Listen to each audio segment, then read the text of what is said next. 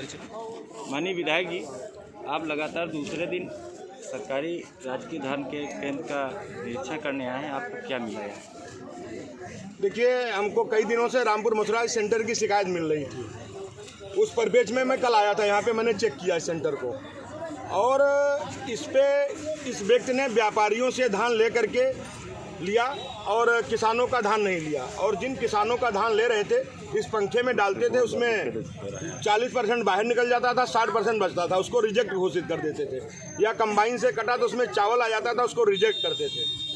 फिर जो हमें शिकायत मिली, कोई राजू टेलर है यहाँ पे, उनके माध्यम से उसको 1400 रुपये में लेने का काम करते हैं। और जो नहीं उनके पास जाता है, तो जितना बाहर 40% निकलता था, वहाँ इनके ब्रोकर दलाल यहीं आपके सेंटर पर रहते थे, तो उधर का तो 1868 में लेते थे, लेकिन जो इधर का छोड़ देते थे उसके लिए 1000 रुपया में लेने के लिए यहाँ पे इनके आदमी रहते थे, वो ले लेते थे। लेकिन जब मैंने इनका ये चेक कराया कल, तो ये यहाँ से पूरा धान लेकर के भागना चाहते थे, जाना चाहते थे। फिर मैंने पुलिस से कहा एक भी धान यहाँ नहीं जाएगा, गोदाम का और ट्राली में गोदाम में मैंने बंद करा करके यहाँ पे पुलिस को लगवा दिया। आज जब अधिकारी आए, एक टीम बनी, मैंने डीएम और एडीएम से बात किया और एक टीम बनी। उस टीम के आधार पे जब जांच हुई, तो जिन्होंने अपना रिजेक्ट माल को छोड़ दीजिए, जो इन्होंने माल खरीदा था उसमें भी 40% उस पंखे में उड़ रहा है और 60% बच रहा है। इससे यह स्पष्ट है पूरी तरीके से इन्होंने भ्रष्टाचार किया है। जो अधिकारी आए उनके सामने जांच हुई, जांच में किसानों का बयान हुआ, और कोई इनका बाड़ा है, उस बाड़ा में एक सोनू नाम का लड़का है, सोमू नाम का, और वो लोग ले जा करके ट्राली से वहाँ तौलाते हैं। 24,000 कुंटल इस क्रय केंद्र पे खरीदारी हुई है। और जो मैंने इनका रजिस्टर मंगवाया, देखा, और एक गाँव का लिया तो रेउसा का यहाँ पे धान तौला गया, जबकि ऑलरेडी रेउसा में स्वयं अपने आप में सेंटर है। रामपुर मथुरा वालों का न तौल करके फर्जी कागज़ के माध्यम से रेउसा का तौला गया। इससे यह स्पष्ट होता है कि ये अपने आदमियों को लगा करके और कागज़ इकट्ठा करके कागज़ों के आधार पे इन्होंने तौल की हुई है, जो हमको लगता है।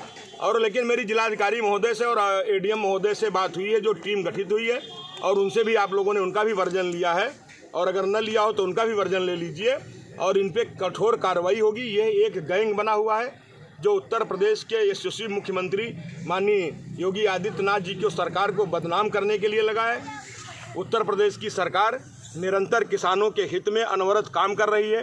उसका समय पे, चाहे वो किसान सम्मान निधि हो और चाहे वो किसानों का अनाज हो, धान हो, गेहूँ हो, वो निरंतर उचित मूल्य दे करके लेने का काम कर रही है। लेकिन ये ऐसे भ्रष्ट अधिकारी उसमें सरकार के पलीता लगाने का काम कर रहे हैं। इन पे कठोर कार्रवाई होगी, और मैं मांग भी करूंगा, और अधिकारियों से मैंने कहा भी है, जो इनका पूरा गैंग के खिलाफ एफआईआर हो, और एफआईआर के साथ इन पे गैंगस्टर और एनएसए लगे, क्योंकि किसानों का शोषण किसी कीमत पे बर्दाश्त नहीं किया जाएगा।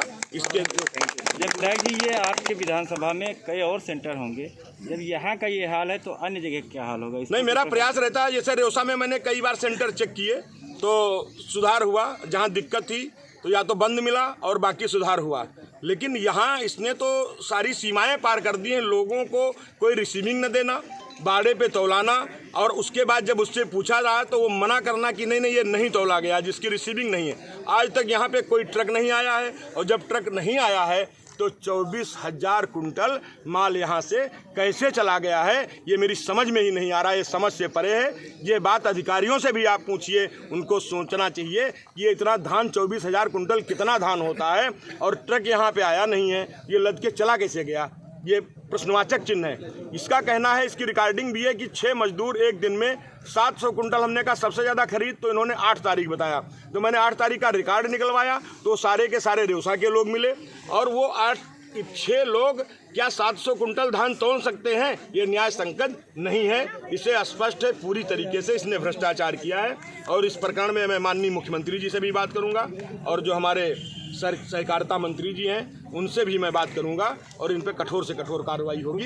किसी कीमत पे इनको बख्शा नहीं है। कुछ किसानों ने फर्जी कागज लगा के पैसे का लालच देने की भी बात आई है कि कुछ पैसे हमको मिल जाए तो हम धान। हाँ, ये भी मेरे पास आए हैं। कुछ लोगों के नाम ज़मीन नहीं है, और उनको भी कागज़ लगा करके उनके खाते में पैसा गया है। और कुछ लोगों जैसे 5 ग्राम सभा जो नदी की बाढ़ में डूब गई थी, जहाँ फसल नष्ट हो गई थी, जहां सरकार ने मुआवजा भी दिया है, और जब फसल नष्ट हो गई मुआवजा पाए हैं तो उनको कागज़ लगा करके वहां फसल कैसे हो सकती है, इसमें लेखपाल लोग भी रिपोर्ट लगाने में कहीं न कहीं लेखपालों की भी भूमिका रही है।